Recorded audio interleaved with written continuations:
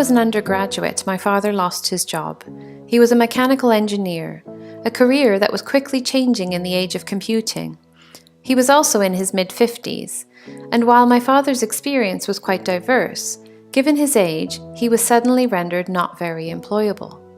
The move to retirement came earlier than expected, long before my father was ready, and certainly long before he was finished contributing as a member of the workforce. This was an abrupt transition to retirement for him, and the emotional and financial fallout that resulted was devastating for my father. But it also robbed the working world of expertise that still had value in spite of technological changes.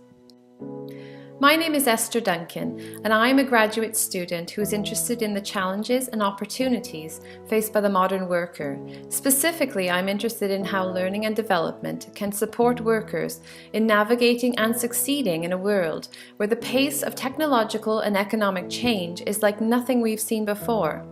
The past 50 years has seen a dramatic acceleration in technological advancements, and this increase has brought with it countless opportunities for defining new ways of working, communicating, and learning. But it has also created a pressure cooker for many workers who are either scrambling to keep pace with change or seeking stability in their careers. The pressure is felt most keenly by those on the entry and exit points of their careers, our baby boomers and our millennials. Today, many older workers are finding themselves in uncomfortable or even in untenable situations. Despite decades of contribution to their fields, many workers 50 and over find themselves facing age discrimination in the workplace or in the interview process, becoming prime targets for layoffs during economic downturns, and being overlooked for promotions and employee development initiatives. In addition, many older workers have to delay their retirement as they find themselves struggling with the fallout from the recession of the late 2000s. Meanwhile, on the other end of the generational spectrum, millennials, or Generation Y, who have been raised in a digital world, are facing an equally daunting set of challenges. By the end of 2015, millennials became the largest generation in the workforce, and they are expected to represent nearly 75% of the workforce by 2030. And yet, despite their majority position, to date, this generation has found itself lacking many of the skills and knowledge required to assume the roles of those retiring, lacking in leadership skills that many employers are looking for. And in addition, millennials who found themselves coming of age in a time of great economic upheaval have seen a substantial decrease in earning power compared with generations before them.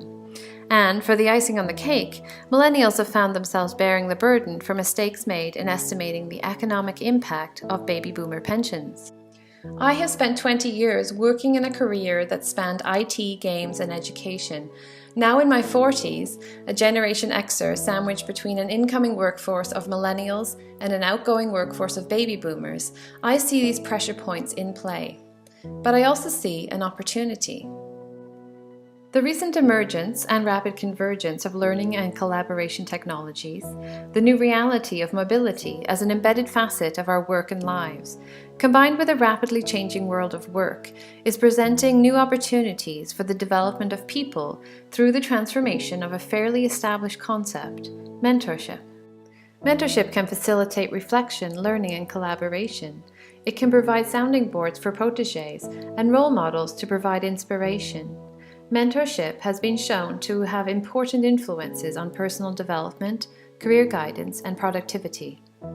eMentorship is the reimagining of the contract between mentor and protégé as one which is made richer by a distributed scaffolding of expertise.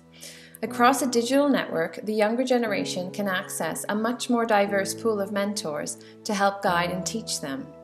Examples of this distributed model of eMentorship are starting to emerge. Over the past few years, groups supporting underrepresented populations have begun adopting eMentoring to help bridge the gap between someone starting out and someone who's already walked the road. The Cherie Blair Foundation for Women is a UK-based charity that supports women entrepreneurs in Africa, South Asia, and the Middle East. The foundation utilizes eMentoring to support women in developing and emerging markets. Women are matched with mentors who are dispersed across the globe, and they work together to build business skills and address key business goals. MentorNet is a social network for mentoring STEM students in the US. College-level STEM students are mentored by professionals working in STEM fields through an 8-month matching scheme. MentorNet uses a scalable platform for mentoring, combining the technology of social networks with the social science of mentoring to guide relationships between mentors and protégés. Online mentoring is occasionally compared unfavorably with face-to-face mentoring by critics who argue that the medium limits the ability to pick up on visual and social cues and makes immediate feedback difficult and often impersonal. With the variety of tools now available to video conference, however, this criticism seems rather dated. As with offline and online mentorship, the quality of the mentoring relationship is heavily influenced by the amount of common interest that both the mentor and the protégé have. Whether approached formally or informally, technologies to enable and support these needs through eMentoring are now starting to emerge. They serve to entwine these relationships with a narrative of identity, place, community, and purpose, and in some cases curriculum, which can be adopted as a standalone solution or woven into an organization's employee induction or retention program. My father's story serves to remind me of the opportunities we lose when we neglect to recognize the power of the human experience in lighting the way. Beyond the anytime, anywhere appeal of this transformation in practice of mentoring, there is a social benefit that remains a vital part of our humanity. That is, the recognition, respect, and enablement of the role of our elders in our society.